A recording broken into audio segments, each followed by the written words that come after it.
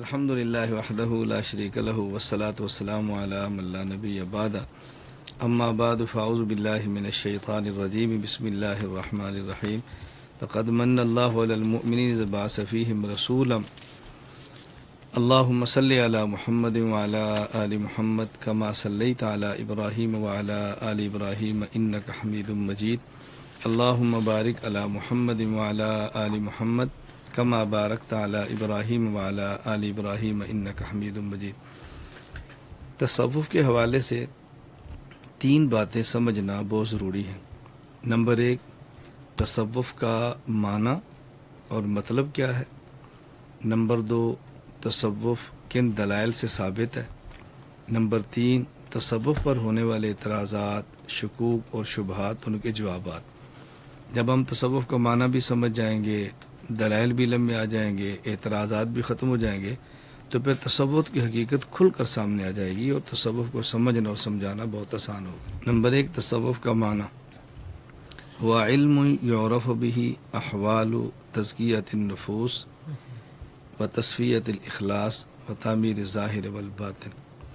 تصوف ایک ایسا علم ہے کہ جس میں نفس کے تزکیہ کے احوال کو بیان کیا جاتا ہے اور اخلاص حاصل کرنے کا طریقہ بتایا جاتا ہے، اور انسان کے باطن اور ظاہر کو پاک کرنے کا طریقہ بتاتے ہیں۔ تو تصوف کی بنیادی جو تعریف ہے اس میں یہ باتیں بہت ضروری ہیں۔ نمبر ایک کہ تزکیۃ النفوس کیسے ہوتا ہے، اخلاص کیسے پیدا ہوتا ہے، اور ظاہر اور باطن کو پاک اور صاف کیسے کرتے ہیں۔ ظاہر ہے اگر آدمی کا نفس کا تزکیہ ہوگا تو آدمی کے اندر اخلاص پیدا ہوگا، اور جب اخلاص پیدا ہوگا، نیت ٹھیک ہوگی، تو اس کے بعد انسان کا ظاہر اور باطن ٹھیک ہوگا۔ تو یہ اسٹیپ بائی اسٹیپ چیزیں سیکھنا ضروری ہیں، اور یہ چیزیں علم تصوف کے ذریعے حاصل ہوتی ہیں۔ تو تین چیزیں بنیادی ہیں جن کی وجہ سے تصوف کا سیکھنا ضروری ہے۔ اب یہ تینوں باتیں جو ہم نے تصوف کی تعریف میں کی ہیں، یہ تینوں باتیں قرآن کریم میں ہیں۔ قرآن کریم میں اللہ رب العزت نے قسمیں اٹھائی ہیں، اور 11 قسمیں اٹھائیں۔ والشمس وضحاها والقمر اذا تلاها والنہار اذا جلاها واللیل اذا یغشاها والسماء وما بناها والارض وما طحاها والنفس وما سواها۔ 11 قسمیں، اور پورے قرآن کریم میں کسی مضمون کو سمجھانے کے لیے اتنی قسمیں اللہ نے نہیں اٹھائیں جتنی قسمیں اس مضمون کو سمجھانے کے لیے اٹھائیں۔ 11 قسمیں اٹھائیں، پھر فرمایا قد افلح من زکاها وقد خواب من دستاها۔ 11 قسمیں بیان فرمائیں، فالہمها فجورها وتقواها۔ آدمی کے اندر اللہ نے گناہ کرنے کی صلاحیت بھی رکھی ہے جسے فجور کہتے ہیں، اور گناہ کو کنٹرول کرنے کی طاقت بھی رکھی ہے جسے تقوی کہتے ہیں۔ اب یہ حاصل کیسے ہوگا کہ آدمی گناہ سے بچے، کنٹرول کرے؟ فرمایا قد افلح من زکاها وقد خواب من دستاها۔ تو یہ تزکیۃ النفوس ہے کہ جب نفس کا تزکیہ ہوگا تو آدمی گناہ کو کنٹرول کرنے پر قادر ہوگا، تقوی پیدا ہوگا، اور جب چیزیں پیدا ہوں گی تو قد افلح، پھر انسان کامیاب ہوگا۔ تو اللہ رب العزت نے 11 قسمیں اٹھائیں، پھر فرمایا کہ انسان کے مزاج میں گناہ کی طاقت اور کنٹرول کرنے کی طاقت بھی رکھی ہے، اور پھر فرمایا کہ کامیاب وہ شخص ہوگا قد افلح۔ افلح ماضی ہے جو تاکید تحقق کے لیے، پھر اس پر لفظ قد داخل ہے جو تحقیق کے لیے ہے۔ اس کے بعد فرمایا من زکاہ، یقیناً وہی شخص کامیاب ہوگا جو اپنے نفس کا تزکیہ کرتا ہے۔ تو تصوف کی تعریف میں پہلی چیز ہے تزکیۃ النفوس۔ تو تزکیہ نفس کتنا ضروری ہے کہ اللہ اس کے لیے 11 قسمیں اٹھا رہے ہیں کہ اس کو ٹھیک کرو گے، تزکیہ نفوس کا ہوگا تو پھر تمہاری کامیابی ہے، پھر تم کامیاب ہوگے۔ اور تصوف کی تعریف میں دوسری چیز ہے تصفیۃ الاخلاص۔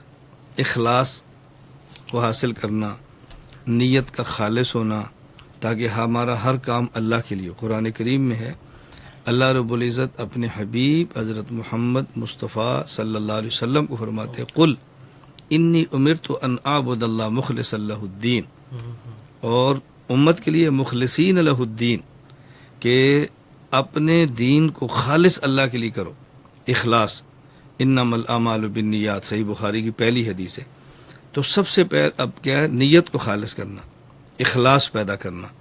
تو تصوف میں بنیادی دوسری چیز کیا ہے؟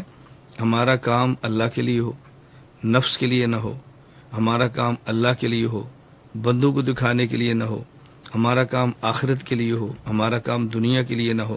اس کا معنی ہوتا ہے تصفیۃ الاخلاص، یعنی کام اللہ کے لیے ہو، بندوں کے لیے نہ ہو، اور خیر کے لیے ہو، شر کے لیے نہ ہو، آخرت کے لیے ہو، دنیا کے لیے ہو، شہرت کے لیے نہ ہو، ریا کے لیے نہ ہو، دکھاوے کے لیے نہ ہو۔ تو دوسری چیز ہے اخلاص۔ یہ تصوف کا جو معنی اس میں بنیادی چیز کیا ہے؟ نمبر 1 تزکیۃ النفوس، نمبر 2 تصفیۃ الاخلاص، اور اخلاص کا خالص ہونا قرآن کریم سے بھی ثابت ہے۔ تصوف کے معنی میں تیسری چیز ہے تعمیر ظاہر والباطن، ظاہر اور باطن کو ٹھیک کرنا۔ قرآن کریم میں ہے فَذَرُوا ظَاهِرَ الْإِثْمِ وَبَاطِنَهُ، ظاہری گناہ بھی چھوڑو اور باطنی گناہ بھی چھوڑو۔ ظاہری گناہ کیا ہے؟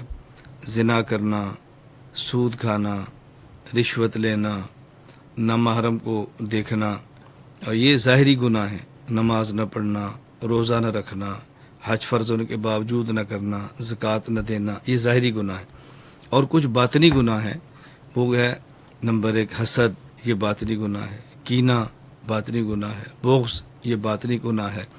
تو اندر کی بیماریاں یہ بھی ہیں۔ تو ظاہری گناہ بھی ختم کرو، باطنی گناہ بھی ختم کرو۔ تو ظاہر اور باطن کو ٹھیک کرنا یہ تصوف ہے۔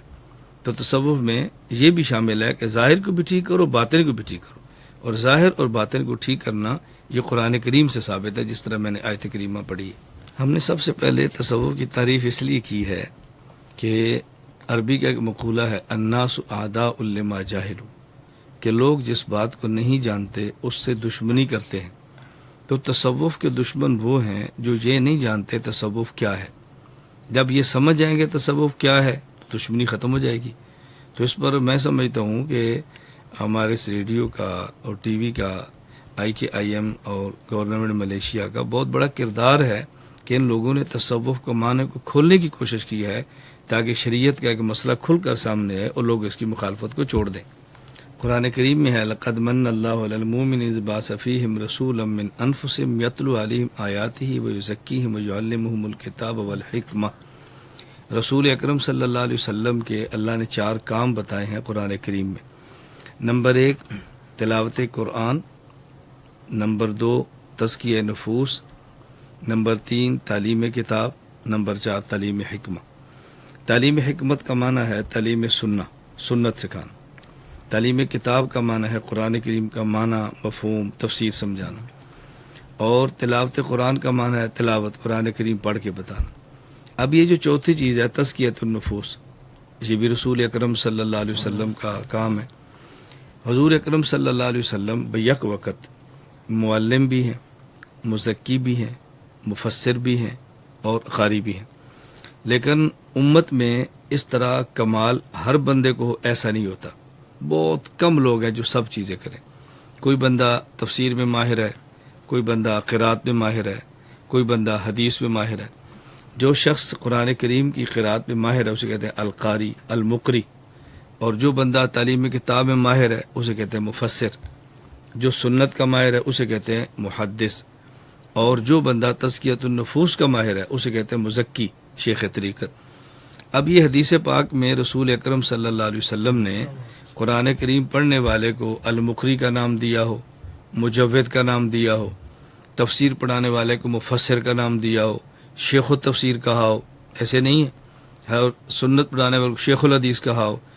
تو جس طرح بعد کے علماء نے قرآن کریم کے ماہر کو شیخ القراء اور تفسیر کے ماہر کو شیخ التفسیر، سنت کے ماہر کو شیخ الحدیث کہا، اس پر کوئی اعتراض نہیں ہے۔ اسی طرح تصوف اور تزکیۃ النفوس کے ماہر کو شیخ طریقت۔ تو لوگ کہتے ہیں شیخ طریقت کہاں سے ثابت ہے؟ ہم نے کہا 3 چیزیں پہلے ہیں، شیخ القراء، شیخ التفسیر، شیخ الحدیث، یہ کہاں سے ثابت ہے؟ کوئی اعتراض نہیں کرتا۔ اور شیخ طریقت کہاں ثابت ہے؟ اس پر اعتراض ہو رہا ہے۔ تو یہ 4 نام رسول اللہ صلی اللہ علیہ وسلم کے دور میں نہیں تھے۔ جب بعد میں باقاعدہ قرات کا فن مدون ہوا تو کہا یہ مجود ہے، یہ شیخ القراء ہے۔ جب تفسیر باقاعدہ فن کی صورت اختیار کر گئی تو پھر کہا یہ تفسیر کے لیے یہ شیخ التفسیر ہے۔ اور جب حدیث باقاعدہ فن کی صورت اختیار کر گئی تو پھر یہ کہا یہ بندہ شیخ الحدیث ہے یا محدث ہے۔ اب اسی طرح جب تصوف تزکیہ باقاعدہ فن کی صورت اختیار کر گیا تو کہا یہ شیخ و طریقت ہے۔ تو جب فن مدون ہوئے پھر اصطلاحات بھی آئی ہیں۔ اب قرآن کریم کی تفسیر کو پڑھنے کے لیے 15 علوم چاہیے۔ اب یہ 15 علوم کو جی فلاں صحابی کے لیے تو شرط نہیں تھی، ہمارے لیے کیوں ہے؟ وہ صحابہ تو براہ راست حضور پاک سے سمجھ رہے تھے، ان کو کیا ضرورت تھی؟ صحابہ کرام نسلاً عرب تھے، حضور سے براہ راست قرآن سیکھ رہے ہیں، تو ان کو فن تجوید کی کیا ضرورت تھی؟ ان کو پتا تھا ہا کہاں سے نکلتا ہے، عین کہاں سے نکلتا ہے، بعد والوں کو نہیں پتا، تو ان کے لیے فن تجوید اور مخارج اور قانون بنا دیا گیا، صفات مدون کر دی گئی۔ اسی طرح صحابہ کرام کے دور میں تو ہر حدیث صحیح تھی، کیونکہ رسول اللہ صلی اللہ علیہ وسلم سے براہ راست سننے۔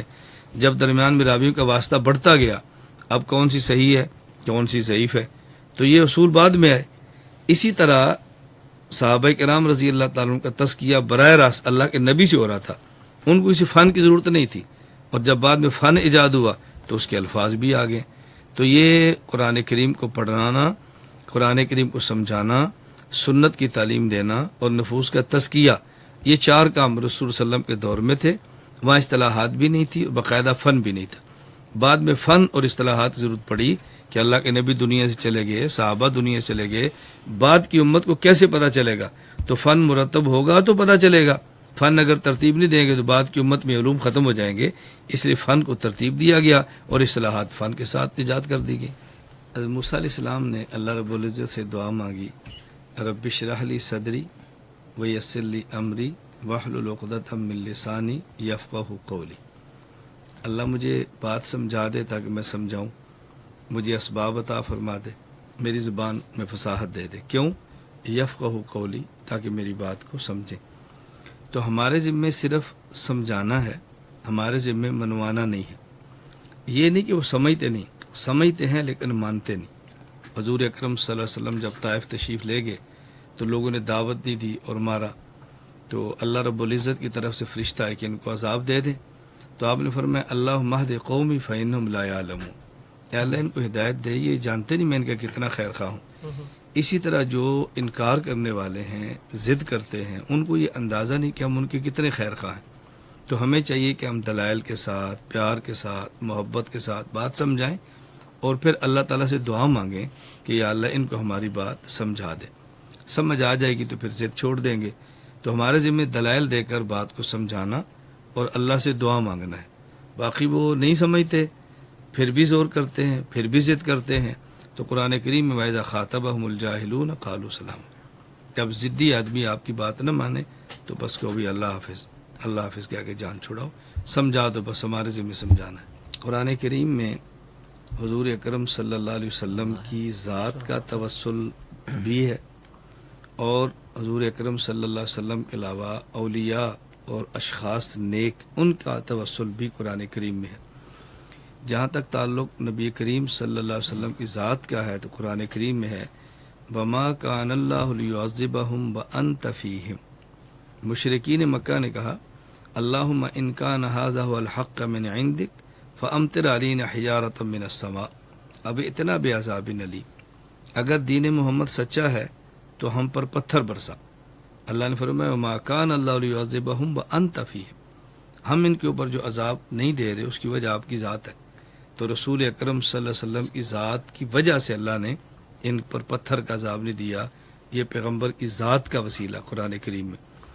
اور نیک اعمال کے علاوہ عام شخصیات اولیاء سورۃ المائدہ میں ہے یا ایھا الذین آمنوا، اے ایمان والو، اتقوا اللہ وابتغوا الیہ الوسیلۃ، اللہ سے ڈرو، تقوی اختیار کرو اور تم پھر وسیلہ اختیار کرو۔ اب یہاں دیکھو، ایک ہے تقوی اور ایک ہے وسیلہ۔ بعض لوگ کہتے ہیں کہ وسیلہ سے مراد ذات نہیں ہے، وسیلہ سے مراد اعمال ہے نیک۔ ہم نے کہا تقوی کا معنی بھی نیک اعمال، وسیلہ کا معنی بھی نیک اعمال، تو ایک لفظ آئے اس کا معنی دو بار ایک ہی ہو، اسے کہتے ہیں بلاغت میں تاکید۔ اور اگر تقوی سے مراد نیک اعمال، الوسیلہ سے مراد ذات، اسے کہتے ہیں استیناف۔ اور علم بلاغت کا اصول یہ ہے الاستیناف اولا من التاکید۔ قرآن کریم فصیح اور بلیغ کتاب ہے، افصح ابلغ کتاب ہے، تو بلاغت کا تقاضا یہ ہے کہ تقوی اللہ سے مراد نیک اعمال ہوں اور وسیلہ سے مراد ذات ہو، اشخاص مقدسہ۔ تو قرآن کریم سے دونوں باتیں ثابت ہیں۔ اور خود علامہ زاہد الکوثری رحمۃ اللہ علیہ نے اس پر عجیب بات فرمائی ہے، فرماتے ہیں یا ایھا الذین آمنوا اتقوا اللہ وابتغوا الیہ الوسیلہ والوسیلۃ بعمومھا تشمل التوسل بالاشخاص والتوسل بالاعمال، دونوں کو ثابت ہے. واما شمول الوسیلہ فی الآیۃ المذکورہ للتوسل بالاشخاص فلیس برأی مجرد واللہ بماخوذ من العموم اللغوی فحسب بل هو الماثور عن عمر الفاروق رضی اللہ تعالی عنہ. الوسیلہ سے مراد جو ہم لیتے ہیں اشخاص، یہ صرف ہماری رائے نہیں ہے اور عموم لفظ نہیں ہے، بلکہ حضرت عمر رضی اللہ تعالیٰ عنہ سے بھی ثابت ہے کہ وہ ذات مبارکہ کا وسیلہ دے کر اللہ سے دعا مانگتے. حضرت عمر نے دعا مانگی یا اللہ ہم پہلے حضور کا وسیلہ دیتے تھے، اللہم انا کننا نتبسل الیک بنبیک صلی اللہ علیہ وسلم، اور اب ہم وسیلہ دیتے ہیں آپ کے چچا عباس کا. تو حضرت عمر نے حضور کا وسیلہ بھی دیا ہے اور حضور کے علاوہ دوسرے شخص کا نیک کا وسیلہ دیا ہے. اللہ نے دعا قبول کی ہے اور بارش ہوئی ہے، اور یہ روایت صحیح بخاری میں ہے. تو قرآن کریم سے بھی ثابت ہے اور صحیح بخاری سے بھی ثابت ہے. اس لیے ہم اعمال کے وسیلے کے بھی قائل ہیں، دعا کے وسیلے کی بھی قائل ہیں، رسول اللہ صلی اللہ علیہ وسلم کی ذات کے وسیلے کی بھی قائل ہیں، دیگر انبیاء صحابہ اولیاء کے وسیلے کے قائل ہیں. ولی اس دنیا میں ہو تب بھی اس کے وسیلے کے قائل ہیں، وہ وفات پا جائیں ان کی موت کے بعد ان کا وسیلہ دے کر ہم ان کے توسل سے پھر بھی دعا کے قائل ہیں، اور یہ بات قرآن کریم سے ثابت ہے اور حدیث پاک سے بھی ثابت ہے. دیکھیے جہاں تک ہاتھ کو چومنے کا تعلق ہے، السنن الکبریٰ للبیہقی میں روایت ہے باب ما جاء فی قبلۃ الرجل ولدہ. حضرت ام المومنین امی عائشہ رضی اللہ تعالیٰ عنہ فرماتی ہیں کہ جب حضور اکرم صلی اللہ علیہ وسلم کے پاس ان کی بیٹی فاطمہ الزہرا آتی، کانت اذا دخلت علی رحب بها وقام الیہا، حضور کھڑے ہو کر اپنی بیٹی کے استقبال فرماتے، فقبلها، آپ ان کو چومتے، واجلس فی مجلس سے اپنے ساتھ بٹھاتے. اور جب رسول اللہ صلی اللہ علیہ وسلم فاطمہ کے یہاں جاتے، وکان اذا دخل علیہ رحبت به، وہ بھی کھڑے ہو کے استقبال کرتی، فاخذت بیدہ فقبلته، حضرت زہرا رسول اللہ صلی اللہ علیہ وسلم کا ہاتھ پکڑتی اور ہاتھ پکڑ کے چوم لیتی. نمبر 2، سنن ابی داؤد کے اندر روایت موجود ہے باب ما جاء فی قبلۃ الیت فدنونا، یعنی من النبی صلی اللہ علیہ وسلم فقبلنا یدہ، صحابہ حضور پاک کا ہاتھ چومتے. اور اس سے بڑھ کر الادب المفرد امام بخاری کی کتاب ہے، اس میں باب تقبیل الرجل، ہاتھ چومنے کا باب قائم کیا ہے. حضرت صحیح فرماتے ہیں رأیت علیٰ یقبل ید العباس ورجلیہ، حضرت علی کو میں نے دیکھا وہ حضرت عباس کے ہاتھ بھی چومتے اور حضرت عباس کے پاؤں بھی چومتے. آپ ہاتھ چومنے کی بات کرتے ہیں اور وہاں پاؤں چومنے کی بات موجود ہے. اس کے بعد میں چند ایک حوالے پیش کر دیتا ہوں کیونکہ وقت بہت کم ہے، شارٹ وقت ہے نا. الدر المختار فقہ حنفی کی کتاب ہے، اس میں ولا باس بتقبیر ید الرجل العالم والمتورع علی سبیل التبرک، عالم کا ہاتھ چومنا اور نیک آدمی کا برکت حاصل جائز ہے فقہ حنفیہ کیا.